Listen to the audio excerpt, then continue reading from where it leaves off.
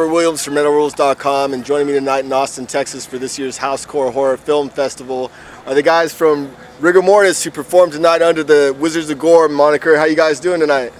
Man, spectacular. What a fucking night. I mean, I had a great time. I had a fucking great time too, man. Hell yeah. It was nuts. It wasn't our gear. We didn't have any kind of sound check, but it was fucking badass, man. I look over and fucking Brian Posehn standing there fucking rocking out. Right, that is too cool. Phil's rocking out. It was great. It was fun. It was a lot of fun. You a fan of the Sarah Silverman show? Oh, or? fuck yeah, man. What's your favorite I love thing that he's guy. done? He was in the catering, and I walked in there. I was like, I saw him, and I went back, and I got a shirt, and I go, hey, man, I have a hard time, like, I'm like, see people, all these chainsaw people, I just want to go, God, I love you. Right. And I'm like, what's up? You know, so I was like, fuck, I'm gonna give him a shirt, because I know. So I go, you want a shirt? And he was like, yeah, man, give him 3X. So I went and got a 3X.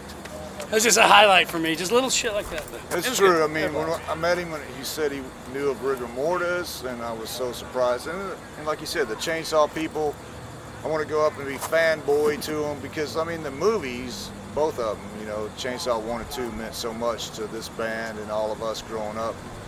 But I'm trying to play it cool, you know. But I finally, to the, you know, Caroline stretch, I had to let her know what, you know, Chainsaw 2 meant to us, man. Yeah, I love Chainsaw 2. Yeah. Yes. So this is a song on the new record, Flesh for Flies, that is about Chainsaw 2, not Chainsaw 1, Chainsaw 2. And who do we got on guitar here tonight? Well, look what we got over here. We got a little guitar player. This is Mike fucking Taylor. Tell him you're Mike Taylor. Mike Taylor. See? And you guys also performed as the Scotchinators earlier in the year? yeah. Awesome guitar work tonight, man. Thanks, really good shit. Who did you play with before? Well, my band's the Rabid Flesh Eaters, and basically I'm Mike Scosh's #1 student. Wow. Yeah, he's an old friend of ours, and if he wouldn't just have been here, you know, to kind of step in, and the only guy that really kind of has the vibe, you know, of how Mike plays and stuff, we wouldn't probably be doing this. I don't think we wouldn't be like looking for a guy to fill in and play guitar. Because, you know, we probably wouldn't be doing this at all. But he was there, and he could play the stuff, you know, like, you know, in Mike's style, you know, and shit. Yeah. And you know, he loved Mike, and Mike fucking loved him, and so it just kind of was a natural thing, you know. Are there plans to carry on with Wizards of Gore? Any more shows in the works? Depends on when you ask us. No, we got Halloween coming up in Dallas. It's going to be cool, and play a longer set then. But we've talked, you know. I mean, we're getting some offers, and people want to know. And we don't want to be our own tribute band, so we've all decided that to continue this, we need to write some original material. And I think all of us agree that's what we want to do.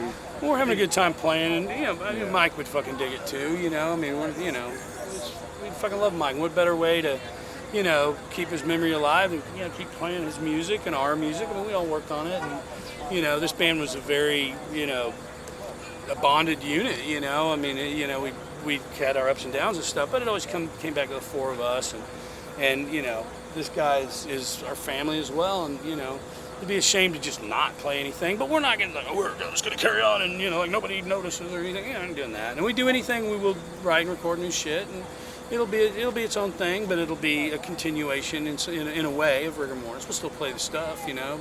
Okay. So yeah, I mean, see. it makes, you know, because of the album coming out, it makes sense for us to get up and play and do this now. But to continue it like a year from now, it's stupid to be your own tribute band. So it makes sense for us to write some original songs and see what happens.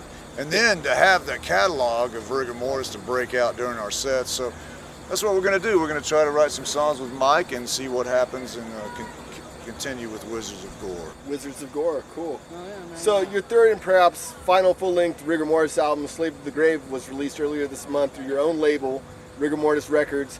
Why was it important to release this on your own, and what were some of the challenges and benefits in doing so? It was important to release it on our own because no one else was willing to release it.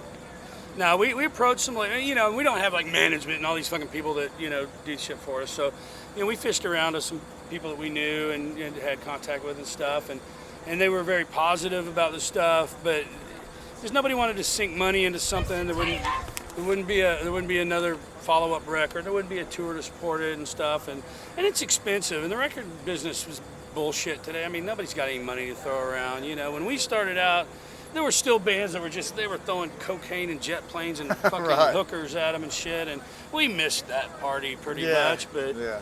you know, we it was what do we do? You know, we have this record, we got to put it out. It was, you know, it wasn't like a big strategy. It was kind of like you know, I don't know, that we could put it out. I used to work at a distribution place, and you know, my ex-wife can make our CDs, and we have this kind of distributor guy who's willing to jump in and blah blah blah. And so we just started sort of rolling the dice, and you know, well, how are we going to pay for it? Well, let's do a fundraiser thing, and which one? I don't know. Dick around. Well, this one seems okay. So we kind of just did it and went for it, and you know, had faith in our fans and fans of metal in general, that you know, people would donate to it, and they did, man. And our fans stepped up, and they gave us their hard-earned money, and enabled us to release this record without being in debt to some asshole somewhere, you know. Yeah. And so basically, you know, it's not like we own this, you know, we have a building, Rigor Mortis Records, and we're all in there in an office, and we've got people that work for us. But it's an entity because we are releasing stuff on our own, and we have distribution, and we have manufacturing, and we have some PR going and stuff. So it's okay. It's working out, and you know, also, you know, we'll get bigger returns on it doing ourselves than we would with a label. You Yeah. know, we never made any money off anything we ever did. And, you know, now we will make whatever off of this that we should, you know, something. I mean, because we're in control of it. So it's a lot of work, but it's worth every bit of it. And you can do it now, man. You guys out there, man, you scrape up some dough, you can put your shit out yourself. And that's the future, I think, of the music business. Unfortunately, the way it's gone in, you know, the last 10 or 15 years. I mean, put your shit out yourself. I mean, labels are great if you can get on a label that backs the band. Yeah. But it's so hard these days, and you know, naturally, since Casey explained it all, we weren't able to get out and tour as Rigor Mortis, so you know, labels are losing money left and right, you know. So I'm just glad we were able to pull it off ourselves, thanks to the fans, and put it out ourselves, you know. Yeah. So brand new album, Rigor Mortis Records, and you also have a brand new documentary out entitled Welcome to Your Funeral, the story of Rigor Mortis. Debuts tomorrow night at 8 p.m. What all you guys want to say about that? This is Bruce's baby, man. Yeah, I mean, man it's something worked tirelessly on this thing. You know, I've been up 6 or 7 in the morning finishing the edits, you know, just to get it ready for tomorrow night. And I'm proud of it because, to me, you know, this is like a poor man underground version of behind the music of Rigor Mortis. It ain't no high production. This is the band telling our own story. And I interviewed all these guys. Luckily, thank goodness, I got to interview Mike that year before he passed away, and I went through his whole life and career, the Rigor Mortis story. Wow. And so, you know, the story is there. These guys told the story. I just put it together. It's very detailed. I'm their There's biggest, no you know, stone unturned with yeah, this, yeah. man. I'm like, you know, their biggest fan deep down that got to sing for this band. So I wanted to tell this story because I thought it deserved to be told, you know. And if it took doing it myself as the only way it could happen, Amen. well, I mean, I've spent 8 years on it, you know. And you're better for it. You know, Experience these it. interviews go back to 2007, and I've been working on this a long time. And, you know, I'm proud of it. I'm glad tomorrow night, for the first time, everybody gets to see the first part. It goes up until we got signed. Yeah. You know, we pulled the miracle of getting signed to Capitol Records. And like you said, it's so detailed that it's a 2-parter. It's going to be like a 3-hour home DVD thing with bonus tracks. I'd buy it. But, you know, that's the way I am. When I buy something on DVD, I hate when it's only like 40 minutes and you watch it one night and it's like, you've seen it. This is something you're going to, you know, take your time watching. Not all at once, you know. You're not going to watch it all at once. You're going to take your time and watch it. But it's the true Rigor Mortis story told by us. And, you know, like I said, Mike's in there. And, you know, I just followed his story. I pretty much followed Mike Scosh's story of Rigor Mortis. And I told this final documentary, man. Welcome to Your Funeral. Very cool. Can't wait to check that out. Yeah. So what are you guys most excited to see here at Housecore? What bands, what films are you looking to check out? Well, today, we started today. I was excited to see cattle decapitation, and films, man. There's so many we've already seen. What are y'all, man? I mean, but they haven't seen the whole, chainsaw cast all in one place at one time was awesome. It's and awesome. Hardin and I were in the background eating when they were doing a TV interview earlier. It was, it was pretty cool. That's cool. There's all kinds of shit going on. I mean, fucking bands, man. I'm looking forward to see Voivod and, see I Hate God again. And Gore's playing tomorrow. I haven't seen Gore since, the Super Joint Ritual Super reunion, Joint. with our drummer from Warbeast playing it. And then Warbeast, that's cool. Warbeast will be. I can't wait to see those guys. Can't wait to see more. I hear they're a promising young outfit. Yeah, No. Casey, what's your take on checking out Gore tomorrow night? Well, man, they're my brothers. I love those guys. I've been through fucking all kinds of shit with a lot of those guys. And, that's something, Gore's something very important in my life and my resume and my history and shit, And it's an odd thing, I love Dave Brockie dearly. Dave Brockie. And I mean,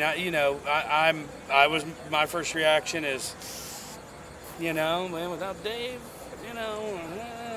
but at the same time, I also know that Gore can't just shut down. I mean, Gore can't just okay, we're going to take a year off. He can't afford to do that.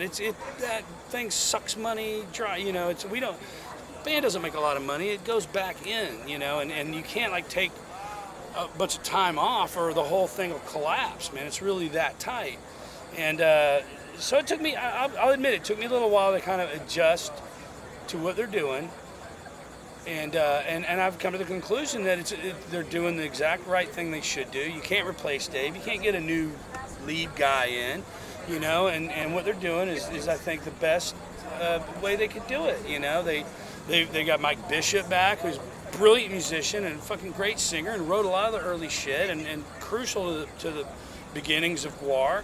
And they got a new hot chick who's kick-ass. I've seen her in her previous band. And she's a hot chick, but she's a badass chick. And she's a good singer. She's a great performer. And I've, over this period of time, I'm kind of glad I haven't seen him yet because now I'm excited to see him.